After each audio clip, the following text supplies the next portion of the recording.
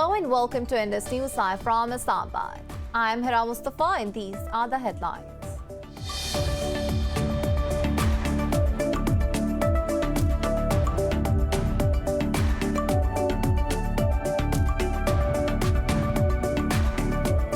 The Taliban say negotiations are underway to set up an inclusive Islamic government that considers all Afghans. Spokesperson Sohail Shaheen says there is no time for any elections and a new constitution will be drafted once the leadership is selected. Meanwhile, a UN report says the Taliban have stepped up their search and are going door to door for people who worked with foreign forces. It says they are threatening to kill or arrest family members if wanted individuals do not give themselves up.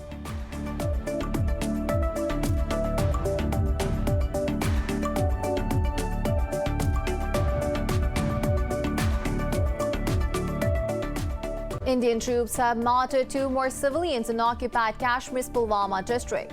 The youths were targeted during a so-called cordon and search operation in the Pampur area.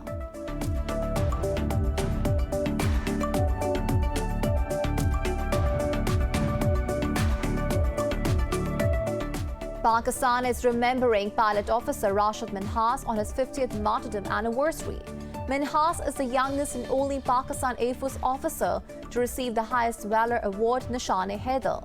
On the occasion, Pakistan's military paid rich tribute to Minhas' bravery and supreme sacrifice.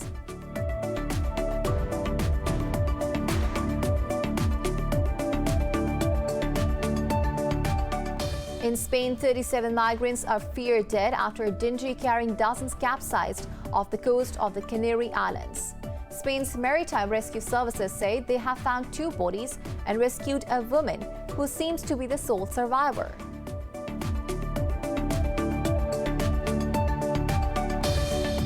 Brazil has registered nearly 1,000 daily deaths from COVID-19 and over 36,000 cases. In Pakistan, the virus claimed 70 lives and infected more than 3,200 people overnight. Globally, the fatality toll has exceeded 4.4 million, while the caseload is over 209 million.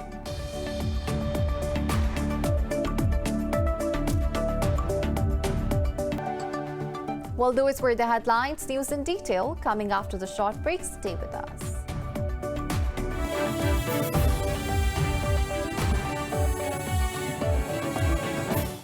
Welcome back. Now the news in detail. The Taliban say negotiations are underway to set up an inclusive Islamic government that considers all Afghans. Spokesperson Sohail Shaheen says there is no time for any elections and a new constitution will be drafted once the leadership is selected. This report has the details.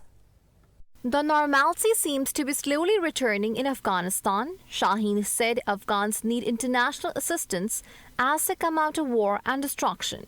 In an interview, he said the country's freedom was restricted under the U.S. 20 years of occupation. Spokesperson expressed pleas for help in terms of restoring various sectors, including health, education, and infrastructure in Afghanistan. He further added that China can play a big role in rebuilding Afghanistan. Meanwhile, a UN report says the Taliban have stepped up their search and are going door to door for people who worked with foreign forces. It says they are threatening to kill or arrest family members if wanted individuals do not give themselves up. Amnesty International has urged the UN Security Council to adopt an emergency resolution demanding the Taliban to respect human rights. Earlier, NATO said over 18,000 people have been evacuated from Kabul airport since the Taliban took over. For more on this, we have Einar Tanjan, a political analyst from Beijing. Sir, thank you for your time. Mr. Einar, the Taliban are pushing for a government without an election. How would that impact China's decision-making process regarding recognition of a Taliban administration in Kabul? I don't think it affects China's understanding. I mean, the historical roots of Afghanistan are in their loyal jirga. This is a meeting of chieftains and things like that. I think China has enough respect for other countries so that they understand that it's not going to necessarily be exactly the way it is in China or the U.S., or Europe, or anywhere else. Right, Mr. Einer, after the US, its allies and its installed government in Kabul abandoned all Afghans, they are now suddenly concerned about the human rights situation in the war-torn country. How do you see this behavior? This is simply a way of distracting attention away from the colossal failure of the U.S. in terms of its handling of this. The U.S. was going to walk away from Afghanistan, but the way that it happened was more than cataclysmic. 20 years, $2 trillion, 2,000 American lives, 240,000 Afghani lives, hundreds of thousands of injured and wounded, and millions of people displaced. And yet everything collapsed within 10 days. It goes to show that this was a hollow situation. You cannot impose your values on other countries and peoples. Right. Mr. Einer, how does China plan on contributing to the rebuilding of Afghanistan? It's not clear yet. First off, China would have to recognize whatever central government is there. They'd have to be a series of leaders. There's a whole mechanism that has to be established so that you have country-to-country relations. And at that point, China will look at exactly what the needs of Afghanistan are and what assurances they can get in terms of security precautions. China's concerned, as well as Russia and Pakistan's and everyone else who surrounds Afghanistan, they're concerned that this would not be a situation where any kind of a terrorism would be launched from Afghan soil, or that it would encourage other groups who would try to take harbor or refuge in Afghanistan. Once that is established, I think China will take a normal relationship with Afghanistan, probably inviting them to be part of the Belt and Road Initiative. There will be cries of, China is taking advantage of Afghanistan. But given the history and what the U.S. has done and failed to do, I don't think that it will get much traction. Right. Mr. Einer Tangent, thank you for speaking to Indus News. For more on this, we are joined by Shahzad Chaudhry, a former ambassador from Islamabad. Sir, thank you for your time. Mr. Chaudhry, Pakistan is once again faced with the mammoth task of incorporating refugees from Afghanistan. How grave is the threat of anti-Pakistan elements infiltrating into the country under the garb of refugees and creating a law and order threat for Pakistan? Yes, you have a point there. I think there is a point of concern for Pakistan in terms of refugees, in terms of terrorists or the maleficent intended people making their way as refugees in Pakistan. But luckily, the refugee system that we have created in the sense of giving them cards, or they must have a valid Afghan identity in terms of the passport, and then a valid visa on it for entering Pakistan. That means that the Pakistani embassy in Kabul has had a good look at them before giving them the visa. These two steps at least ensure that those intending harm for Pakistan perhaps may not be able to find entry into Pakistan that easily. Having said that, we also must keep in mind that since the entry and exit points are now fully controlled, and we have a few of those along the border which are now manned by biodata verification. We have trained manpower there for entry and exit control. We have fenced the border along with Afghanistan with a much greater length of almost about 98% of it now. So that really leaves very little option for the people who always intended harm for Pakistan to find an easy entry into Pakistan in the garb of refugees. So while the threat is there, and there will always be some element of it that might just seep through still, we need to keep our guards up. But we are far more better placed than what we were, let's say, about 20 years back when this deluge of refugees began entering Pakistan or made their way into Pakistan. Right. Mr. Chaudhry, Pakistan dismissed the U.S. mantra of do more regarding Afghanistan and refused to become a partner in Pentagon's over-the-horizon capability. How do you think it will impact Islamabad's ties with Washington in the long term? Well, I don't think one particular fact or one particular element of a relationship establishes the totality of the relationship. Yes, I don't think Pakistan has ever said no to Pentagon, the Pakistani military, and the U.S. military has had a long-lasting relationship and a very vibrant relationship over the last about 6 decades or so.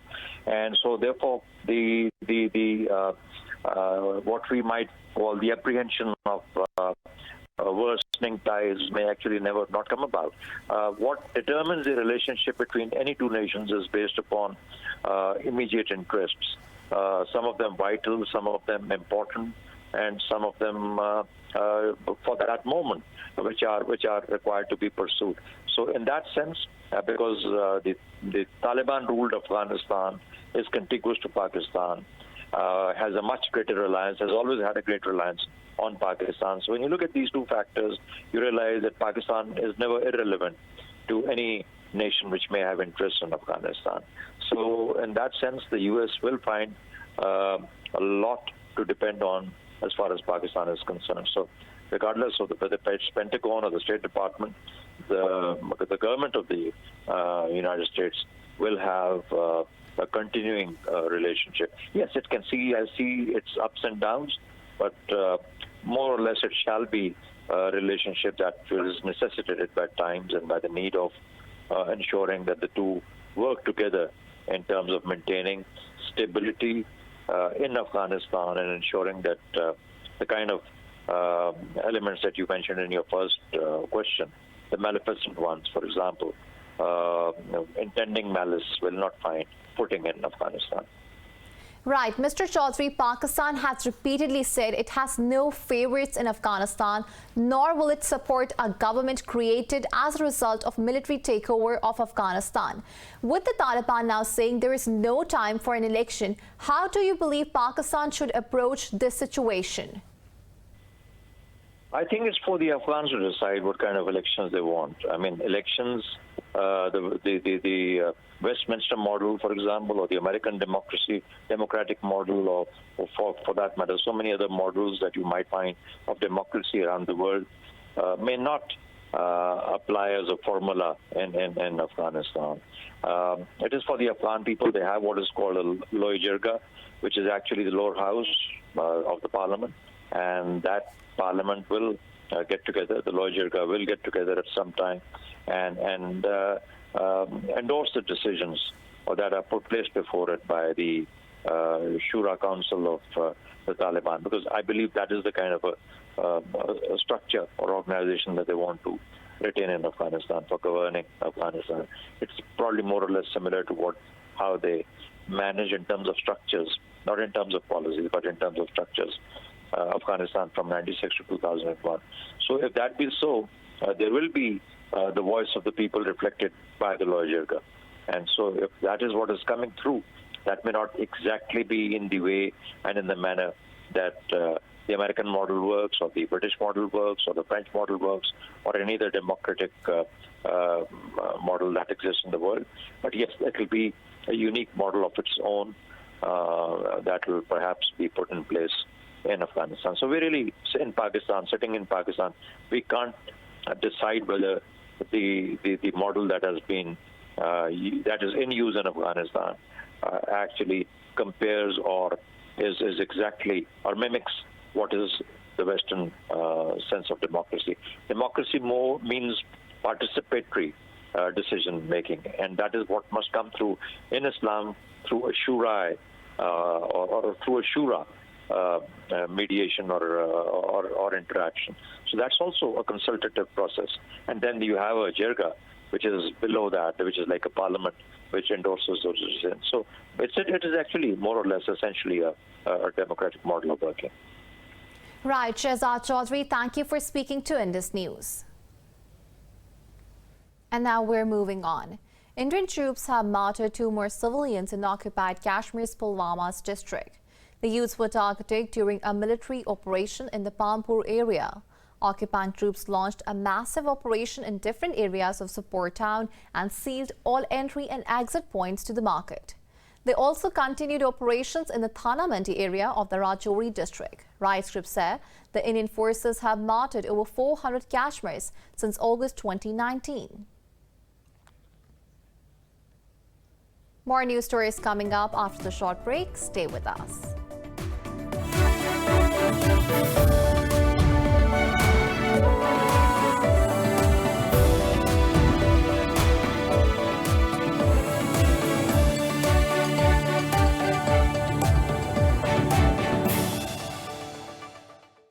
Welcome back. In Spain, 37 migrants are feared dead after a dinghy carrying dozens capsized off the coast of the Canary Islands. Spain's Maritime Rescue Services say they have found 2 bodies and rescued a woman. She told authorities there were 40 migrants aboard the boat. The rescue service said there are no signs of any other survivors near the capsized vessel. At least 1,851 people lost their lives last year while attempting the crossing from Africa to Europe. Pakistan is remembering pilot officer Rashid Minhas on his 50th martyrdom anniversary. Minhas is the youngest and only Pakistan Air Force officer to receive the highest valor award, Nishan-e-Haider. On the occasion, Pakistan's military paid rich tribute to Minhas' bravery and supreme sacrifice. In a tweet, the ISPR said Minhas lived up to great traditions of PF defending the motherland. Hailing from Karachi, Minhas was commissioned as a pilot in the Pakistan Air Force in 1971. He crashed his jet when a Bengali instructor pilot, Flight Lieutenant Matiur Rahman, hijacked it. Rahman intended to defect to India along with the jet trainer. In his memory, the Pakistan Air Force base at Kamra was renamed PF Base Minhas, often called Minhas Kamra.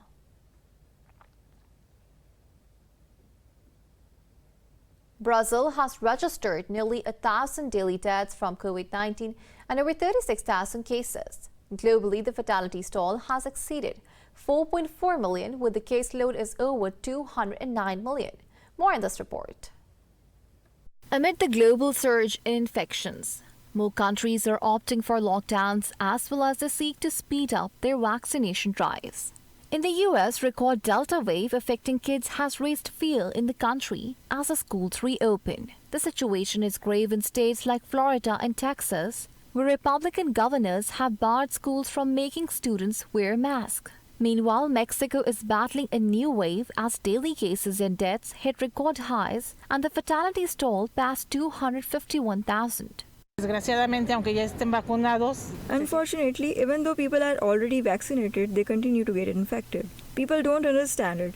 They go out without face masks. The saddest thing is that now the children are getting sick. Yesterday, several children infected with COVID-19 were hospitalized. Over in the Oceania, New Zealand has extended its nationwide lockdown amid the recent surge in infections. Australia reported its biggest single-day rise in the cases as authorities began doling out emergency supplies of the vaccine in Sydney's suburbs. A lockdown in the country's largest city has been extended throughout September alongside tougher measures to curb Delta variant. So we're doing everything we can. We've thrown everything at this. And now it's time to bunker down. And I can't stress that enough. It is time for all of us to bunker down. Take this as seriously as we can, although so many of us have, the vast majority have. This is it. We do everything we can to reduce case numbers and we do everything we can to get those vaccination rates up. Japan is planning to ramp up daily COVID-19 tests, borrowing from anti-contagion measures used in the recent Tokyo Olympics. In India, 540 more people died overnight and over 36,000 tested positive. The country's death toll has crossed 433,000, with over 32 million cases. Pakistan has registered 70 more deaths from coronavirus overnight. The Health Ministry says the death toll is nearing 24,800. It said more than 3,200 people tested positive for the virus in the past 24 hours. The ministry says the positivity rate of overnight cases was 6.23%. The country's caseload has exceeded 1,116,000, while over 1 million people have recovered. The number of active cases has crossed 89,000, of which nearly 4,900 are critical.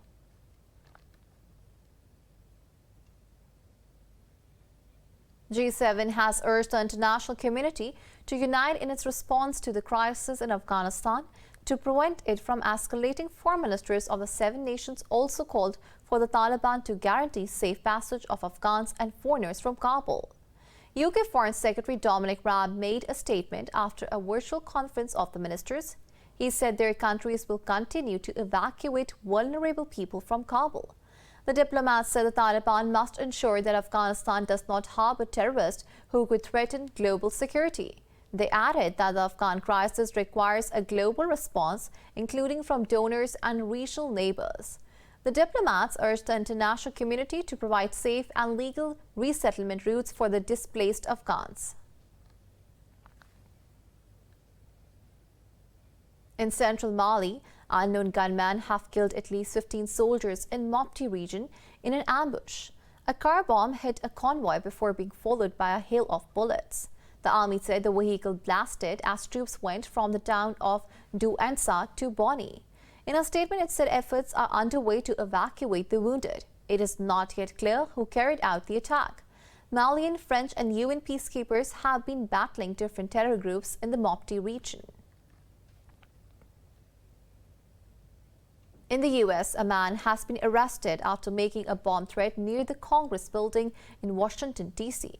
Capitol Police negotiated with Floyd Ray Roseberry, who had parked a pickup truck near the Library of Congress. Roseberry told an officer who approached him that he had a bomb while holding what appeared to be a detonator. The U.S. House and Senate were on recess, but some people were still working in the buildings. Capitol Police Chief Thomas Manger said Roseberry later stepped out of the vehicle and surrendered. Police said they discovered possible bomb-making materials in the vehicle, but no bomb. His motives remain unknown. In Mexico, the tropical storm Grace has dumped heavy rain on the Caribbean coast just south of the ancient Mayan temples of the town of Tulum. The storm has torn off the roofs of houses and knocked out electricity to thousands. Pushing across the land weakened the storm, but by evening it centered back over the Gulf of Mexico. For hours, families had to seek shelter from crackling trees and flying debris amid winds blowing up to 65 miles per hour and even faster. The U.S. National Hurricane Center says the Category 1 storm is regaining strength as it heads for the Mexican mainland. They said Grace would dump 4 to 8 inches of rain over through Friday, which could result in flash and urban flooding.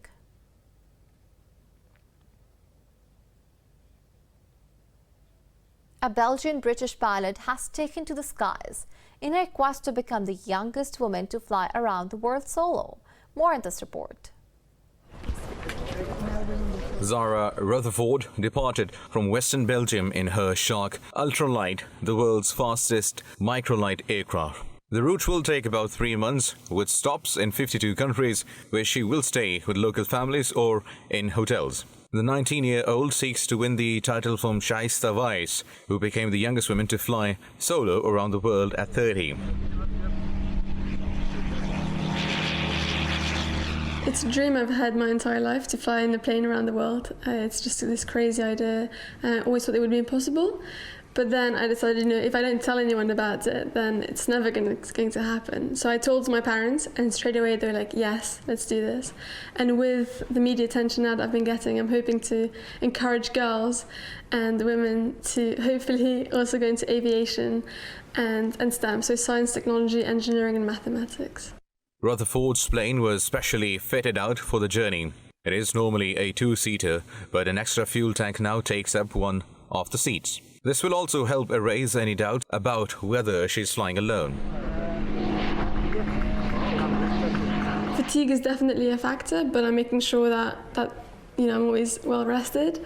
And then there's some more logistical complications, more weather-wise, that could delay some days, but I'm looking forward to it, and I've got a great team supporting me.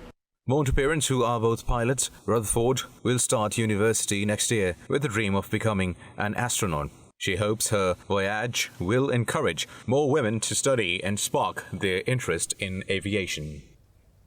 One of the best free runners in the world has performed stunts at the base of the Russian motorsport team KAMAZ-MASTER. Details in this report.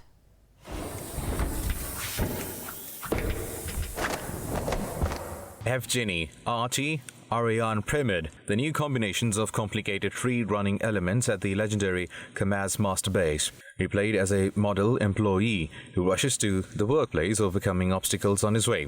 He flew through the air, making impeccable somersaults, while the legendary truck shined behind him. He also pulled off a 2-meter-high double bullet, a 360 front flip on a truck in motion, and a King Kong on unstable tires. Ariane is the bronze medalist of the 2021's Red Bull Art of Motion. When he was 15, he became seriously interested in free running and decided to become a professional athlete. In Egypt, a ninja lover and trainer has made his childhood dream a reality by turning his farm into a martial arts training zone. More about the enthusiast in this report. Like many other children worldwide, Abdul Qadir Ahmed, who is also known as Abuda Ninja, was a huge fan of the TV show Ninja Turtles as a young boy. Inspired by the 4 ninja brothers in the cartoons, Abuda dreamed of mastering the martial art, so he started playing karate, kung fu, and parkour. In 1999, he went to Libya for work, where he met a personal trainer who introduced him to the world of professional ninjutsu.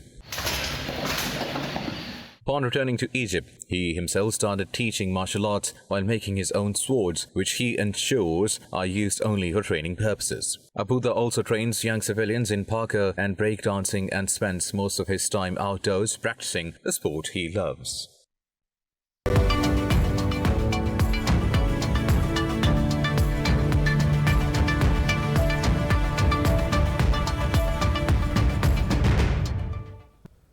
American tech giant Tesla has unveiled a humanoid robot called the Tesla Bot.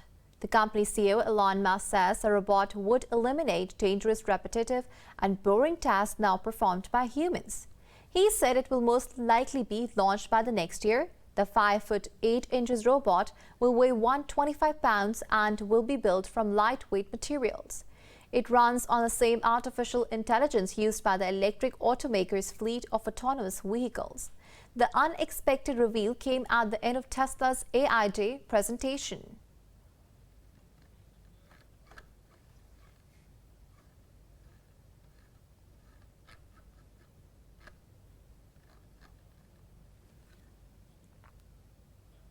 Shares in Asia Pacific have fallen as China left its benchmark lending rate unchanged.